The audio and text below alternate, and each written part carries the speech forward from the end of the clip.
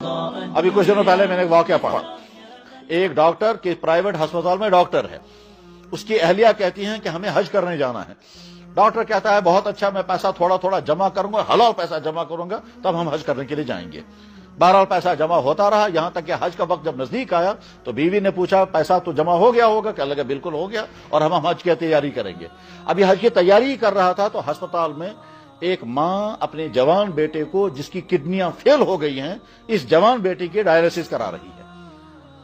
अभी वो कोर्स मुकम्मल नहीं हुआ है तो एक दिन वो औरत जो है वो अपने बच्चे को लेकर बाहर निकली।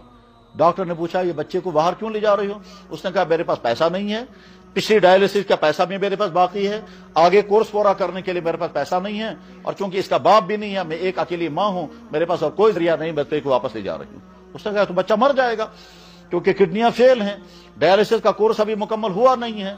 उसने कहा मेरे पास जब पैसा ही नहीं है और पिछली पेमेंट भी मेरे जिम्मे बाकी है तो अगली पेमेंट कहां से मैं लाऊंगी?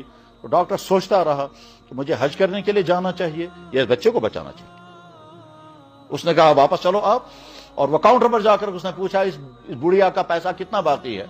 काउंटर वाले ने बताया कि इसका इतना पैसा बाकी है। कहा बहुत अच्छा, मैं अदा कर देता हूं वो पैसा, और उसके बाद फिर आगे जितनी डायलिसिस करनी है वो सारा पैसा मुझसे ले लेना तुम। और अपनी बीवी को फोन किया, हज का प्रोग्राम कैंसिल। बीवी ने कहा क्यों? क्या लगा यहाँ एक बच्चा था, उसकी मौत का खतरा था, मैंने वो सारा पैसा बच्चे के बचाने में डाल दिया। बीवी गर्म हो गई कि बड़ी तमन्नाओं के बाद तो पैसा तुमने जमा किया था और बाकी डॉक्टरों ने कितना पैसा जमा किया, तूने पाई पाई करके जमा किया था, और ऐन अब जब वो तमन्ना पूरी होने वाली थी तब खबर का किसको दे दिया ये पैसा? बहरहाल डॉक्टर और बीवी के जमा अनबन हो गई, लेकिन वो उसने बर्दाश्त किया। जब वो बीवी की तरफ से ताने आते थे तो कभी कभी वो सोचने लगता था शायद ममाकुर गलती, शायद मुझसे गलती होगी, और कभी कहता था नहीं मैंने ठीक किया। अस्पताल प्राइवेट है, हज का प्रोग्राम इनका कैंसिल खत्म हो चुका है, गवर्नमेंट के जरिए से जो हाजी जाने वाले थे वो जा चुके हैं। इस अस्पताल का मालिक बूढ़ा इंसान अपनी बीवी से कहता है कि अब हम बूढ़े हो चुके हैं, सारे काम हमने कर लिए, हमें चाहिए कि हज करने जाएं। बीवी ने कहा जरूर हज करने जाएंगे, मगर तुम भी बीमार हो, मैं भी बीमार हूं, तो हम ऐसे नहीं जाएंगे, कोई डॉक्टर साथ होना चाहिए। उसने कहा ठीक है, किसको साथ ले लेंगे? तो इसको फोन किया कि हमने हज का इरादा कर लिया, आप तैयारी करो। ये हैरान हो गया, क्या लगे जी बहुत अच्छा।